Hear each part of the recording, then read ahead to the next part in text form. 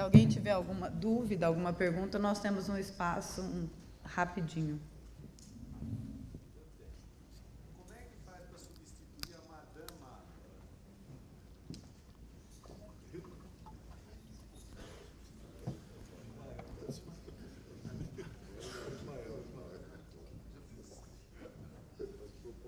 Oi?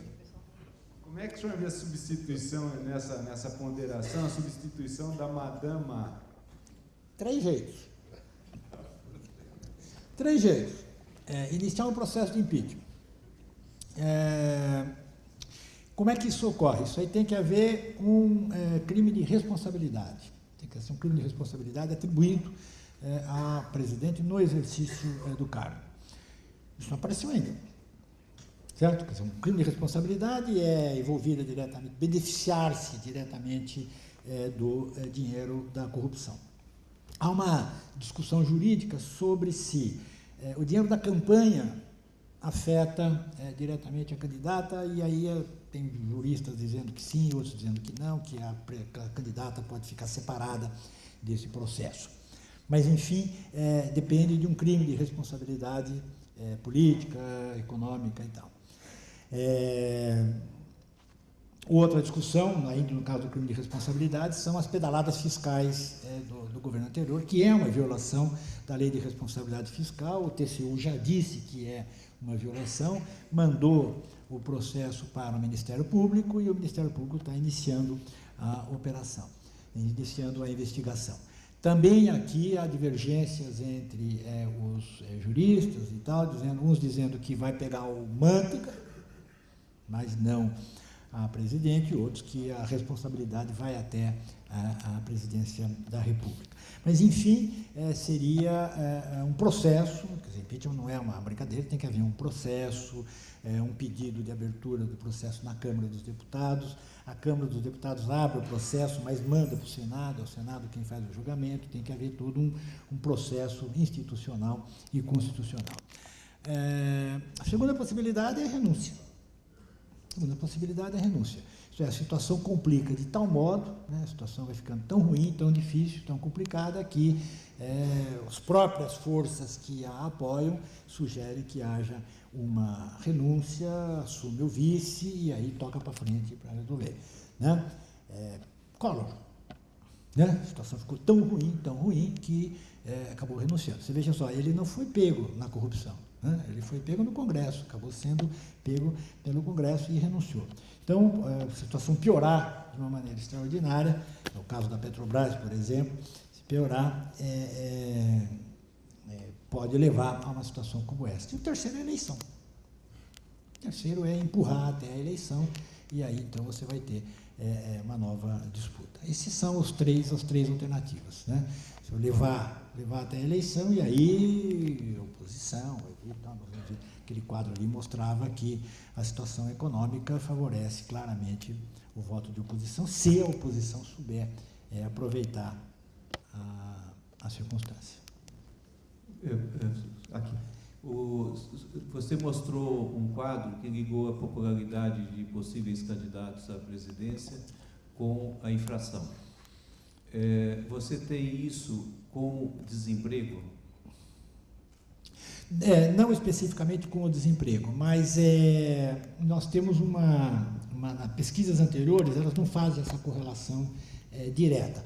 Mas quando a gente olha a história das pesquisas, que você faz ali, você vê que o desconforto com a situação econômica, sobre os diversos aspectos, então, por exemplo, problema do emprego, problema de salário, né? Você vê que o desconforto com a situação econômica é diretamente proporcional à acusação ao governo, à recusa do governo. Quer dizer, o ruim e péssimo aumenta diretamente proporcional ao aumento do desconforto econômico. Desconforto com a inflação, desconforto com o emprego. Quanto maior, menor a popularidade do governo. Isso é batata, não tem erro de espécie alguma. E o inverso é verdadeiro. Quer dizer, assim que a situação econômica começa a melhorar, a popularidade começa a aumentar. Essa linha, você olha ao longo do tempo dos diversos governos, ela é bem paralela, bem clara. né? Isso é bem específico. Agora, essa informação aí sobre aquela pesquisa da GPP, ela é interessante porque você veja, tem gente que acha que a inflação é menor que 5%. Tem gente que percebe uma inflação superior a 10%. Mas os que percebem, acham que a inflação é menor que 5%, é tão minoria quanto os que acham que o governo é bom. Então você vê que a correlação, de novo, é bem precisa. Né? Sardenberg, o senhor acaba a sua excelente narrativa aí da política recente, do modelo político recente, comentando sobre uma iminente ruptura da bolha desse modelo, né? Eu imagino que a forma, vamos dizer, mais suave para que isso realmente aconteça seria por meio de uma reforma política, né, que hoje está sendo debatida no Congresso.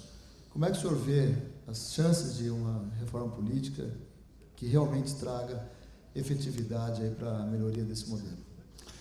Olha, eu até fiquei meio surpreendido com o avanço de algumas propostas aqui de reforma política, mas tem um obstáculo muito grande, que é o fato de o atual sistema favorecer os atuais detentores de cargos e de poder. Então, por exemplo, o Arnaldo Jardim sabe isso muito bem, nós estamos discutindo lá o distrito, o voto distrital municipal, o voto distrital no Estado, né? Nós estamos acompanhando vários deputados que dizem, por exemplo, eu sou contra, por quê? Porque eu não tenho um distrito. A votação é espalhada. Né? Deputados que tem vários, a votação é espalhada, eu não tenho distrito, não é que eu vou me eleger. Vou me eleger em Sorocaba, em Ourinhos, né? Quer dizer, eu não tenho distrito, minha votação é espalhada, então eu não quero, eu sou contra o distrito. E tem muitas situações como essas, o caso dos puxadores de votos e tal, né? Por exemplo, no sistema atual você elege o Tiririca, no distrito você não elege. Provavelmente não elege. Né? Num distrito fechado, uma eleição fechada, você não elege. E também não tem graça, porque o partido elegeu o Tiririca. Se você for no distrito, não é isso? Para que você vai eleger o Tiririca? Porque ele não vai puxar os outros. Então, acabou, esse problema desaparece. Entende? Mas muda a natureza do sistema político e vai mudar as pessoas que participam desse sistema. Então, é um problema fazer a reforma política. Ou seja, quando é que vai sair a reforma política? Quando ficar inevitável. Quando ficar uma situação tão insuportável que você aí tem que fazer a reforma política. Talvez, nesse caso, combine um pouco com a economia, né? Quer dizer, o Brasil viveu muitos anos com a inflação, né? A gente dizia, não, a inflação no Brasil não tem problema, o Brasil convive com a inflação e tal, não sei o quê.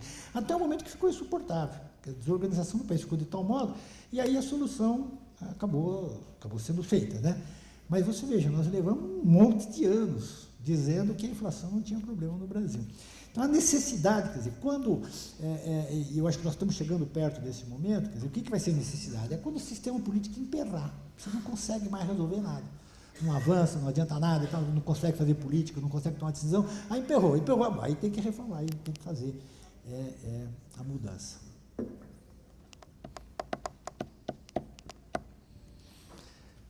Ok? Bom, muito obrigado pela paciência com que me ouviram.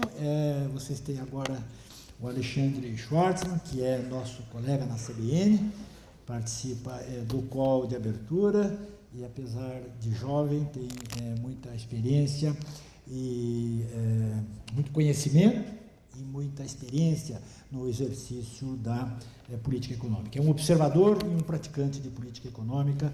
Recomendo a vocês que ouçam com atenção. Se houver alguma divergência entre o que eu falei e que ele vier a falar, ele está com a razão. Muito obrigado a todos.